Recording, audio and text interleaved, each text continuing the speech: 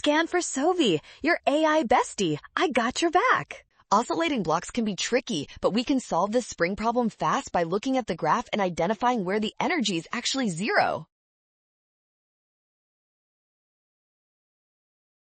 First, notice that the graph hits zero at the minimum and maximum positions. This means whatever quantity we are looking for must vanish completely when the spring is fully stretched.